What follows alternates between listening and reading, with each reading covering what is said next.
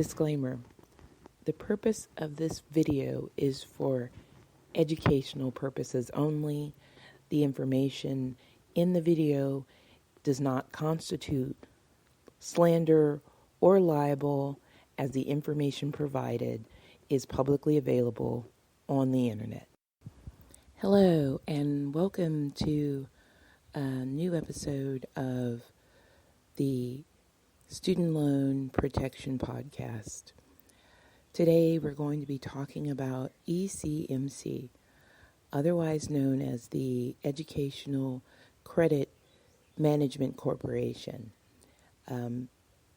If you're not familiar with it, it is actually a group of nonprofit corporations, and they say that they have a mission to help students succeed. But I will be sharing some content which kind of counters that mission statement to a great deal. So, doing a stroll through their webpage, they will tell you that their values are integrity and that they uphold the highest standards of conduct, and they seek and speak the truth, that they're committed to meeting the needs of those that they serve, and they embrace personal accountability. They value and respect a diverse workforce, and they support the physical, financial, and emotional well-being of their employees. What really gives me pause about E.C.M.C, as far as being a student loan servicer, is that they're making a profit off of student loans, and what makes them nonprofit is that they claim to be recycling these profits into meritorious efforts such as their impact fund. So I wanted to look and see what their impact fund actually is comprised of. So one of the first components of their impact fund is called Meritized Lending. They are branded loan products for education. They're issued by Blue Ridge Bank, and what they intend to do is help you become more creditable based off of what your grades are. So a recent Wall Street Journal article in November says that it helps lenders decide who can borrow money, and Meritize allows lenders to consider factors such as grade improvement and signs that a student's challenge themselves as a part of credit worthiness. Another part of their nonprofit endeavors is called VMO. VMO is a company that does income share agreement programs. So they claim to be providing opportunities through education by partnering in a student's success. An income share agreement is where a company agrees to pay for your education, and in return, they get a percentage of your future income for a set term. To be clear, this is an investment.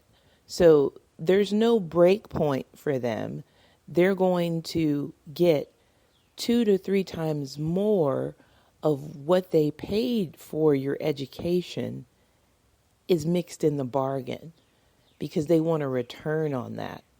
And I'm not so sure that that's beneficial or more beneficial than student loans, is to be having a portion of your income set aside for an appointed period of time to pay off your student loans. In theory, I'd like to think that we'd like all of our citizens educated, because that makes our society better, so that we're not trying to hustle people for their college education. Another component of their impact series or their impact fund is Graduation Alliance. So I looked at what Graduation Alliance is, and it's a program to help adults get their high school diplomas and some sort of job training. But most of what they're focused on is blue collar worker job training that you won't be able to most likely purchase a house or have real things, job training to live paycheck to paycheck. Examples of that is OSHA 10 for healthcare and construction, Microsoft Office Specialist, ServSafe Food Manager. And their workforce deployment program was set to begin October 1st of 2019. We don't know that any of the money that they've invested has actually benefited people thus far. Another piece of their impact fund is called Motivo.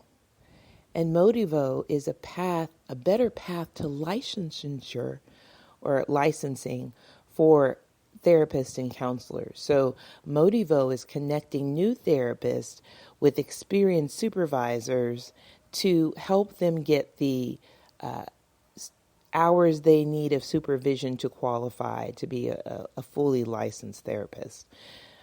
Now, there is a money-making into a lot of these ventures, as it is for Motivo, because they're lining up the payment system so that the payments can be split equally between the therapist giving the service and the therapist supervising the work.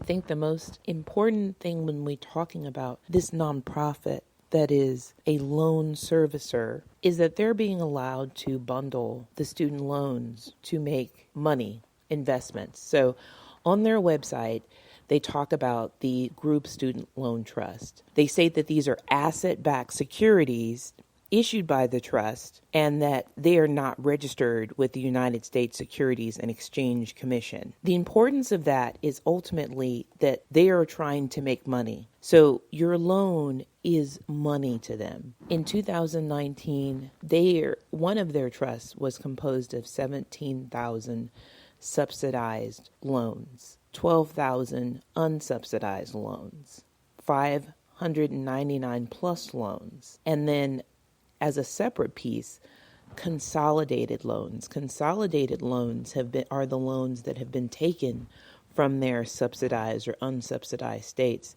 and combined into a separate category that falls under different protections under the law. Out of these loans, they contain $288 billion worth of money that they claim that the loans are worth. So that is how they support, as a nonprofit, taking money from investors to invest in these trusts, which I'm sure pay some sort of dividend based on their ability to collect the loans. And because they're a nonprofit and because they're using government authority, they're allowed to do something most other debt type collection companies can't do, which is administrative wage garnishments with little to no backup to support what they're requesting for, little to no communication to the borrower as to what's happening, and definitely very slow to offer any recourse or help in trying to manage your loans, because their loans are part of a trust that they've allowed private citizens to invest in to make money.